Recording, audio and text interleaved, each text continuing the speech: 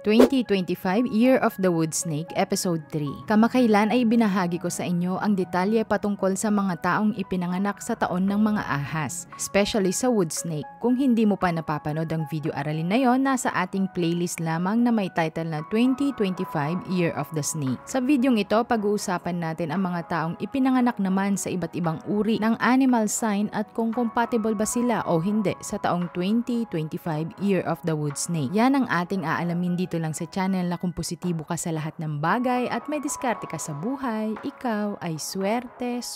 Siya si Rian, pwede mo kaibigan, laging masaya at malawak ang isipan, kaya maiibigan mo ang nilalaman ng kanyang mga adiyang may Maswerteng araw mga friendies, sa videong ito tatalakayin natin ang mga animal signs para sa 2025 Year of the Wood Snake. Sino-sino ba ang compatible at hindi sa taong 2025? Huwag kayong mag-alala dahil reverse reading tayo, kaya makinig kayong mabuti at intindihin ang bawat detalye. Year of the Rat, 1936, 1948, 1960, 1972, 1984, 1996, 2008 at 2020. Kung isa ka sa mga taong pinanganak sa mga nabanggit taong Year of the Rat, narito ang gabay 2025 para sa'yo. Dahil sa may angking kabaitan ka, ito ang magiging foundation mo o pundasyon mo sa taong 2025 Wood Snake. Kailangan mo lang makisama ng maayos sa lahat ng tao at intindihin ang anumang sitwasyon na napupukol sa'yo. Iwasan mo ang pagiging mainggitin. Kung hindi naman,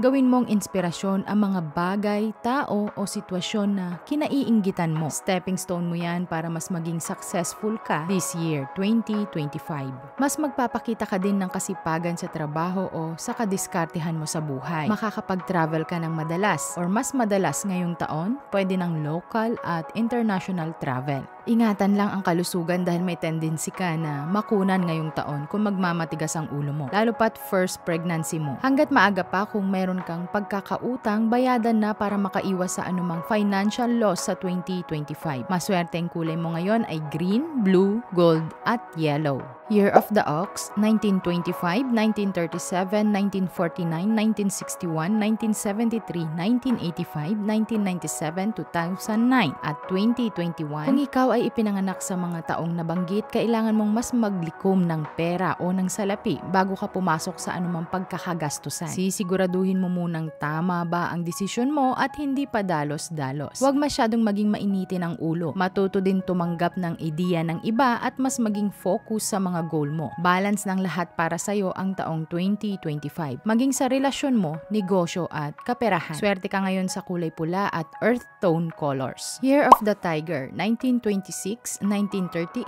1950, 1962, 1974, 1986, 1998, 2010 at 2022. Kung ikaw ay Year of the Tiger, mainam na maging mapagmatsyag at matalino sa anumang tinatahak mong goal sa buhay. Favorable naman sa iyo ang 2025. Maswerte, mapera, pero make sure na wag naman sobrang gastos. Maraming oportunidad, maraming mga idea at marami kang mga gustong gawin. Pero dun ka lang dapat sa kaya mo at balanse lang. Good health naman ang 2025 para sa'yo. Green, red, black at yellow. Pwede rin ang pink at gold ang swerte na kulay sa 2025 para sa'yo. Year of the Rabbit, 1927, 1939, 1951, 1963, 1975, 1987, 1999, 2011 at 2023. Kung Year of the Rabbit ka, madami mga makikilala kang kaibigan o bagong kaibigan. Makakapagplano ka na din at masisimulan ang pagpapagawa ng bahay mo o pagpaparenovate. Balance din ang pasok ng pera sa taong ito. Magkakaroon ng promotion o award ang ilan sa inyo. Tataas ang sahod o pwesto sa trabaho. Magkakaroon din ng bagong pagkakakitaan sa 2025. Push mo lang kung ano ang gusto mo at hindi ka mabibigo sa negosyo. Pwede ka sa black, yellow at pink. Year of the Dragon, 1928, 1940, 1952, 1964, 1976, 1988, 2000, 2012, at 2024. Sa 2025, Year of the Snake, relax lang para sa inyo ito.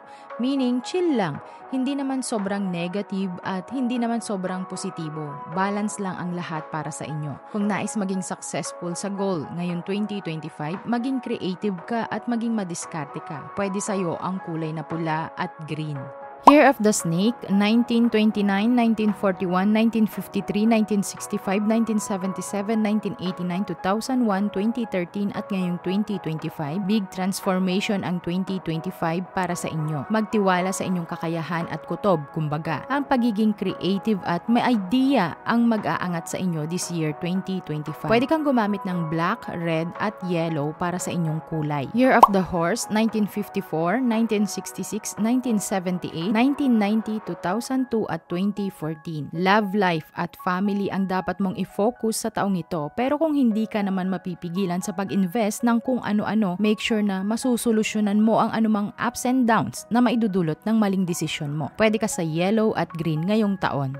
Year of the Goat, 1955, 1967, 1979, 1991, 2003 at 2015. Swerte ang taon na ito para sa iyo. Huwag kang matakot o mag-doubt sa sarili mong kakayahan. Sumubok ng mga bagay na sinisigaw ng iyong puso. Kung nais magnegosyo, grab the opportunity. Earth tone or brown, red at purple ang pwede sa inyong kulay. Year of the Monkey, 1956, 1968, 1980, 1992, 2004, 2016. White, blue, gold ang pwede nyong gamitin ngayong taon. Financial success at talaga nga naman mag-grow ka ngayong taon na ito. Pwede naman sa'yo mag-invest this year or sa negosyo. Year of the Rooster, 1957, 1969, 1981, 1993, 2005 at 2017. Pwede ka sa yellow at brown color. Health issues at relationship ang meron ka this year. Huwag maging mainitin ang ulo para makaiwas sa anumang alitan. Anyways, makakapag-travel at makakapasyal ka naman this year.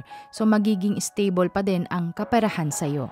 Year of the Dog, 1958, 1970, 1982, 1994, 2006, 2018, red, green at purple ang pwede sa inyo at makakapag-boost sa inyo na kulay. Personal development at stronger connection naman sa family ang dapat bigyang pansin this year. Swerte ka sa pera at sa anumang tinatahak mong goal sa buhay. Year of the Pig, 1959, 1971, 1983, 1995, 2007, 2019. Gold, red, yellow ang color mo this year. Hands down, napakaswerte this year. Financial success at pagtaas ng sahod at mga kita sa anumang negosyong meron ka. Still need mo i-prioritize ang iyong sarili kesa sa iba. Masyado kang mabait at makisama kaya minsan nagfi-failed ka sa buhay. Ang mga nabanggit na birth chart animal sign ay gabay lamang. Mahalaga pa din ang pagdarasal ng taimtim dahil yan ang pinakamabisang sandata sa lahat. Samahan ng sipag at diskarte para ang buhay ay swerte. Hanggang sa muling aralin, salamat sa pakikinig. Ingat! Kaya subscribe na para sa knowledge na sadyang blessing tapos may pa-giveaway pa. Pakiclick na lang ng bell para agad din malalaman mo kung paano kaganda ang iyong kapalaran mo.